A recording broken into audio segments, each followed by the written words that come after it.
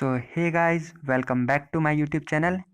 यार, आज इस पर्टिकुलर वीडियो में हम लोग बात करने वाले हैं कि आखिर इन 25 डेज में किया क्या जाए, ताकि हम लोग फिजिक्स, पर्टिकुलरली फिजिक्स की बात कर रहे हैं इस वीडियो में। फिजिक्स में हम लोग 70 प्लस स्कोर कर पाएँ। ठीक है, तो स्टार्ट करते हैं एक छोटा सा अपना इंट्रोडक्शन के साथ। Myself Suraj Sharma. I am currently pursuing my BTech degree from NIT Jamshedpur. और मैं आप लोग को इस चैनल पे IIT JEE, नीट और अदर कॉम्पिटेटिव एग्जाम्स के लिए फिजिक्स पढ़ाता हूँ। ठीक है, तो स्टार्ट करते इस वीडियो को कि how to score 70 plus in physics in just 25 days. हाँ, सच बोल रहे हैं, 25 डेज में अगर आप इन इंस्ट्रक्शंस को फॉलो कर लिए तो मैं गारंटी देता हूँ कि आपका 70 प्लस मार्क्स फिजिक्स में आएगा। तो आप लोग का मन में डाउट आ रहा होगा कि हाँ भैया, क्या आखिर वो इंस्ट्रक्शंस है, क्या स्ट्रैटेजी है, बताइए जल्दी से, बाकी फालतू का बात छोड़िए। तो हाँ, स्टार्ट करते हैं इस वीडियो को।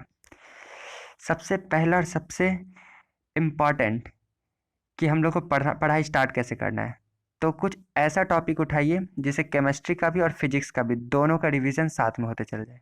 ठीक है, और मैंने जो फॉलो किया तो वो यही है कि सबसे पहले मैंने एटॉमिक स्ट्रक्चर पढ़ा था। ठीक है, एटॉमिक स्ट्रक्चर एक पर्टिकुलर ऐसा टॉपिक है जिसको आप आराम से 2 से 3 घंटा में निपटा सकते हैं। ठीक है, क्योंकि एटॉमिक स्ट्रक्चर से जेई मेन के लेवल पे क्वेश्चन बनते हैं तो वो फोटो इलेक्ट्रिक इफेक्ट से ही बनते हैं। तो फोटो इलेक्ट्रिक इफेक्ट को करने में आपको 1 घंटा बहुत काफ़ी है क्वेश्चंस करने के साथ। ठीक है, तो अब आप एटॉमिक स्ट्रक्चर कर लेने के बाद आपको मॉडर्न फिजिक्स करने की ज़रूरत नहीं है। आप ये मन में कॉन्फिडेंस ले आइएगा कि हाँ भैया, मेरा मॉडर्न फिजिक्स भी कंप्लीट हो गया है। ऐसा मत बोलिएगा कि हाँ वो फिजिक्स का टॉपिक है, वहाँ अलग से करेंगे। नहीं, केमिस्ट्री में एटॉमिक स्ट्रक्चर कर लिए मतलब आप अपने आप एक कॉन्फिडेंस लाइए कि हाँ मेरा मॉडर्न फिजिक्स भी कंप्लीट है। ठीक है, क्योंकि मॉडर्न फिजिक्स में जेई मेन के सिलेबस में क्या क्या आता है, फोटो इलेक्ट्रिक इफेक्ट ही हर बार आता है। एक्सरे हम लोग के सिलेबस में नहीं है। न्यूक्लियर फिजिक्स आता है, जो एनसीईआरटी में 3 गो न्यूक्लियर फिजिक्स का, न्यूक्लियर फ्यूजन, न्यूक्लियर फिजन का जो दिया हुआ है इक्वेशन, वही हमेशा आता है, पर वो भी बहुत कम आता है। ज़्यादातर क्वेश्चन आते हैं फोटो इलेक्ट्रिक इफेक्ट और उसके ग्राफ से, जो हम लोग एटॉमिक स्ट्रक्चर में पढ़ लेते हैं। तो एटॉमिक स्ट्रक्चर जाके आराम से कीजिए और उससे आपका एक बहुत बड़ा मेजर पोर्शन फिजिक्स का मॉडर्न फिजिक्स कंप्लीट हो जाएगा। उसके बाद नेक्स्ट क्या होना चाहिए हमारा स्ट्रैटेजी, तो नेक्स्ट स्ट्रैटेजी होना चाहिए thermodynamics plus gases state. Thermodynamics और गैसेस स्टेट तो आपको करना ही है केमिस्ट्री के लिए, तो उसी को सबसे पहले क्यों ना कर लिया जाए। क्योंकि देखिए, गैसेस स्टेट में हम लोग काइनेटिक थ्योरी ऑफ गैसेस पढ़ते हैं, जो हम लोग को फिजिक्स में भी पढ़ना है और इससे क्वेश्चंस आते भी हैं। तो काइनेटिक थ्योरी ऑफ गैसेस आप केमिस्ट्री में ही पढ़ लीजिए। उसके बाद थर्मोडायनेमिक्स, तो देखिए, केमिस्ट्री का थर्मोडायनेमिक्स आप पढ़ लीजिए, पूरा का पूरा सेम है, वही सब CP माइनस CV बराबर R, एडियाबैटिक प्रोसेस में वर्क डन, हर एक चीज़ सेम है। बस डिफरेंस क्या है, केमिस्ट्री में जहाँ जहाँ भी वर्क डन का फॉर्मूला आएगा, फिजिक्स में उसका वर्क डन नेगेटिव होता है। बस साइन का डिफरेंस है वर्क डन में, बाकी सब कुछ सेम है। तो क्या कीजिएगा, केमिस्ट्री का थर्मोडायनेमिक्स और गैसेस स्टेट पढ़ लीजिएगा। उसके बाद फिजिक्स का HC वर्मा उठाइएगा और थर्मोडायनेमिक्स का बस एक गो थ्रू कर लीजिएगा, टॉपिक पे जाइएगा और वर्क डन का फॉर्मूला देखिएगा। हर कुछ आपको सेम मिलेगा, खाली साइन का डिफरेंस मिलेगा। उससे क्या होगा, आपको उस तरीके से फिजिक्स का रिवीजन कीजिएगा थर्मोडायनेमिक्स, तो आपको मुश्किल से एक आधा घंटा या 45 मिनट लगेगा। ठीक है, और क्वेश्चंस भी कहाँ से आपको करना है, इसका, इस पर्टिकुलर थर्मोडायनेमिक्स का HC वर्मा का इंटेक्स्ट क्वेश्चन, ज़्यादा से ज़्यादा 5 से 6 क्वेश्चन दिए, वो काफ़ी है। उससे बाहर क्वेश्चन जेई मेन पूछेगा ही नहीं। ठीक है, थर्ड स्ट्रैटेजी हम लोग का क्या होना चाहिए, इलेक्ट्रोस्टैटिक्स। आप बोलिएगा कि इलेक्ट्रोस्टैटिक्स तो भैया बहुत बड़ा चैप्टर है, उसको कैसे कम टाइम में करें।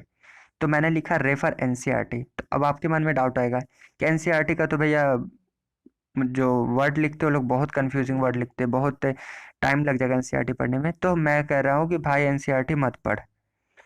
NCERT का बस टॉपिक देखना है, जैसे इलेक्ट्रोस्टैटिक्स खोल लिया NCERT का, ठीक है, वहाँ पर पर्टिकुलर टॉपिक हमको डाइपोल मोमेंट दिखेगा। तो जो डाइपोल मोमेंट का टॉपिक दिखेगा तो हमको मन में रिकॉल करना है कि हाँ मेरा डाइपोल मोमेंट क्लियर है, अब आगे बढ़ जाना है। तो उसका सब फार्मूला हमको पता है कि KP/R³ माइनस 2KP/R, जो भी है फार्मूला, 2KP/R³ माइनस KP/R³ जो भी है फार्मूला, उसको मन में रिकॉल कर लेना है, फिर फटाक से जंप कर जाना है नेक्स्ट सब टॉपिक पे। फिर नेक्स्ट सब टॉपिक हमको मिलता है, जैसे कि मान लीजिए इलेक्ट्रिक फील्ड। ठीक है। तो फिर से मन में रिकॉल करना है कि इलेक्ट्रिक फील्ड का हमको डेफिनेशन पता है। इलेक्ट्रिक फील्ड पॉइंट चार्ज के कारण, इनफाइनाइट लाइन चार्ज के कारण और इनफाइनाइट शीट के कारण हमको फार्मूला पता है। हाँ पता है, ठीक है। सिमिलरली ऐसे खाली सब टॉपिक का नाम पढ़ना और मन में सोचना है कि हमको इसके बारे में पता है कि नहीं, ठीक है। उसके बाद क्वेश्चन का आंसर करना है।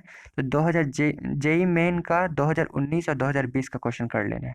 इससे क्या होगा कि भाई एनटीए क्वेश्चन तो 2019 से बना रहा है, तो और उससे बाहर पूछेगा कहाँ क्वेश्चन, उससे तो कुछ ना कुछ हिंट लेगा ही। तो वो क्वेश्चन करने के बाद आपको खुद ब खुद चैप्टर में कॉन्फिडेंस आ जाएगा कि इलेक्ट्रोस्टैटिक्स मेरा पूरा रिवीजन हो गया है। क्योंकि पढ़ तो सब कुछ लेते हैं आप, पर भूल जाते हैं, मेरे साथ भी हुआ। पर मैंने रिवीजन के लिए ये स्ट्रैटेजी को फॉलो किया और मेरे बहुत अच्छे मार्क्स आए थे फिजिक्स में, ठीक है। नेक्स्ट हमारा स्ट्रैटेजी क्या होना चाहिए कैपेसिटर के लिए? तो सेम चीज़, कैपेसिटर का रेफर एनसीईआरटी, एनसीईआरटी को पढ़ने का सेम तरीका। कैपेसिटर का सब टॉपिक पे जाइए, जैसे कि कैपेसिटेंस, कैपेसिटेंस मन में रिकॉल करना है कि हाँ पैरेलल प्लेट कैपेसिटर का कैपेसिटेंस सबको पता है, epsilon not a by D होता है। डाइलेक्ट्रिक आ जाता है तो के टाइम्स हो जाता है कैपेसिटेंस, बस मन में रिकॉल करना है। फिर से नेक्स्ट टॉपिक पे चले जाना है, ऐसे ही करना है, ठीक है। उसके बाद इसका भी क्वेश्चन का आंसर करना है 2019 और 2020 का जेई मेन का प्रीवियस ईयर, ठीक है।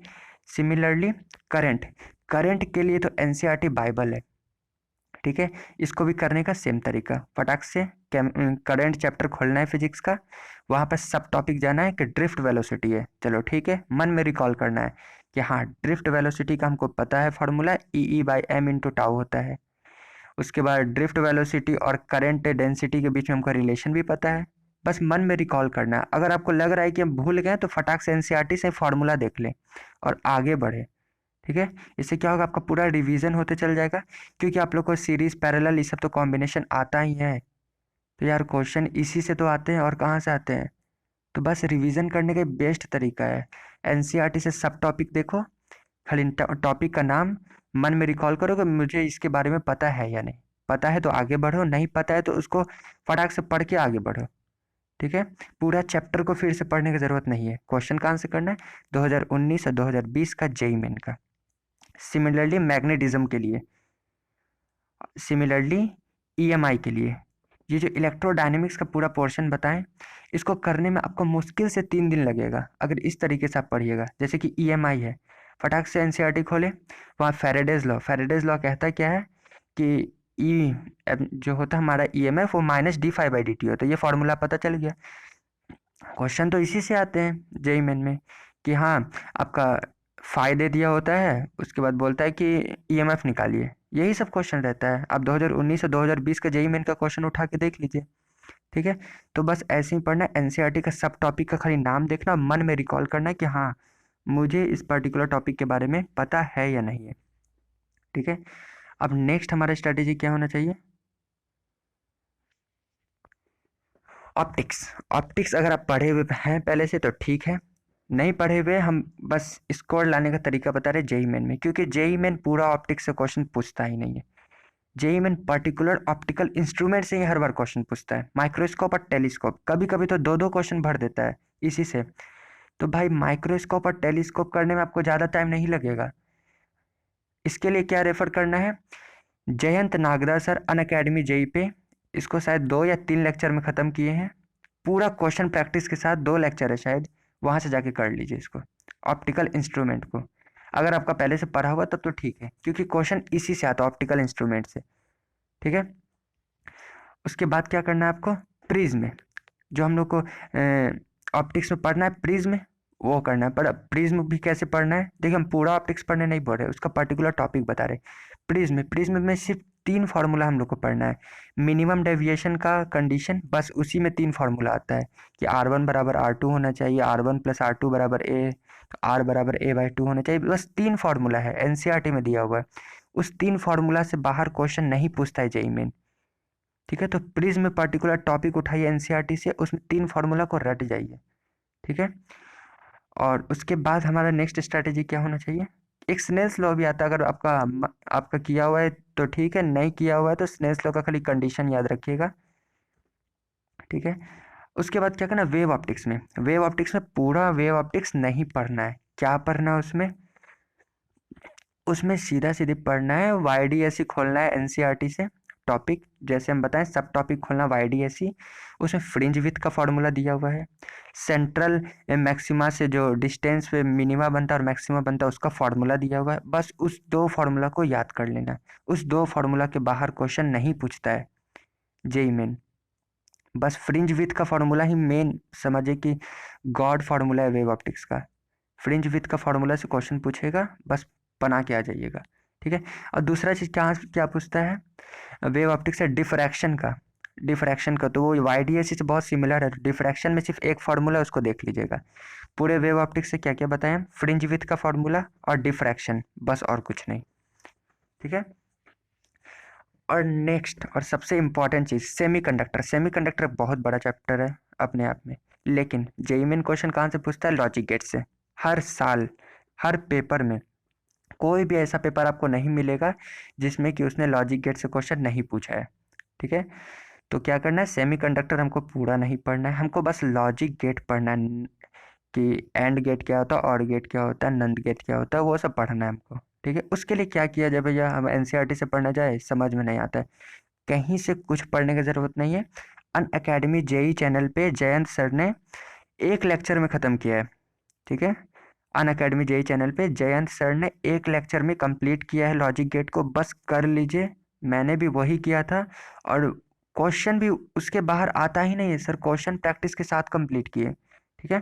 तो टेंशन नहीं लेना, पूरा सेमीकंडक्टर पढ़ने की ज़रूरत नहीं, बस लॉजिक गेट पढ़ के निकल जाइए, आपका क्वेश्चन उससे बाहर आएगा ही नहीं, ठीक है। और एक लास्ट चीज़ हमको बताना था, जिससे क्वेश्चन पूछ देता है जेई मेन, वो है relation between mechanical SHM and charge oscillation. जो चार्ज ऑसिलेट करता है, जो LC ऑसिलेशन हम लोग पढ़े इलेक्ट्रोमैग्नेटिक इंडक्शन चैप्टर में, और मैकेनिकल SHM जो पढ़े हम लोग सिंपल हार्मोनिक मोशन, उसके बीच में एक रिलेशन होता है। उस रिलेशन को डायरेक्ट डिट्टो, मतलब NCERT में टेबल एक दिया हुआ है, ठीक है, टेबल में 5 गो पॉइंट लिखा हुआ, उस टेबल को उठा के क्वेश्चन दे दिया था NCERT ये जेई मेन, ठीक है। तो हम लोग को क्या करना है, उसको गो थ्रू कर लेना है। क्या करना है, LC ऑसिलेशन पे जाना है, इसमें इलेक्ट्रोमैग्नेटिक इंडक्शन चैप्टर में, वहाँ पर एक दिया हुआ है टेबल LC ऑसिलेशन का, जिसमें कि कंपैरिजन बताए कि के को मास से रिप्लेस करते हैं, ये करते वो करते, वो वाला टेबल को खाली एक बार पढ़ लेना है, ठीक है। अगर इतना आप कर लिए तो विश्वास मानिए आपका 70+ के, आपका 80 मार्क्स के आसपास तो आराम से फिजिक्स में आ जाएगा, ठीक है। और अगर आपका मैकेनिक्स पोर्शन अच्छा है तब तो आप पूरा उखाड़ दोगे, फाड़ दोगे, फोड़ दोगे तुम पेपर को, ठीक है। तो बस यही बताना था मुझे कि कैसे पढ़ना है। और बाकी अगर आपको वीडियो अच्छा लगा हो तो ज़्यादा से ज़्यादा इस वीडियो को शेयर करें, लाइक करें, और हमारे चैनल को सब्सक्राइब करें, ताकि सारा अपडेट आपके पास टाइमली आता रहे। देखो यार, मैंने भी अपने टाइम में बहुत ज़्यादा स्ट्रगल किया है फिज़िक्स को लेकर, और मैंने जिस तरीके से पढ़ा, जिस तरीके से फिजिक्स को समझा, मैं सबके साथ शेयर करना चाहता हूँ। इसीलिए मैंने इस यूट्यूब चैनल को बनाया है। और अभी से लेकर जेई मेन तक मैं बहुत सारा ऐसा लेक्चर लाऊंगा जिसमें आप लोग का बहुत सारा टॉपिक बहुत कम टाइम में रिवीजन होगा। जैसे कि मैंने 2 लेक्चर डाला है, एक एम मीटर के ऊपर, एक वोल्ट मीटर के ऊपर। तो एम मीटर और वोल्ट मीटर को मैंने 10-10 मिनट, 8-8 मिनट में ख़त्म किया है, और उसमें क्वेश्चन प्रैक्टिस के साथ, क्वेश्चन वही सब आता है जेई मेन में, उससे बाहर नहीं आता है, ठीक है। तो मैं पूरा कोशिश करूँगा कि इलेक्ट्रोडायनेमिक्स का पोर्शन जितना, electrostatics, capacitor, current, magnetism, EMI, इसको कंप्लीट करा दूँ आपका, ठीक है। तो बने रहिए हमारे चैनल के साथ, आपको बहुत ज़्यादा हेल्प होगा। और जो जो मैंने बताया है, मतलब जो जो मैंने तरीका बताया उसको आप फॉलो कीजिए, आपको ज़रूर हेल्पफुल होगा वो। बाद में आप मुझे थैंक्स ज़रूर बोलिएगा, इतना मुझे पूरा विश्वास है, ठीक है। तो मिलता हूँ अगले वीडियो में, तब तक के लिए बाय बाय।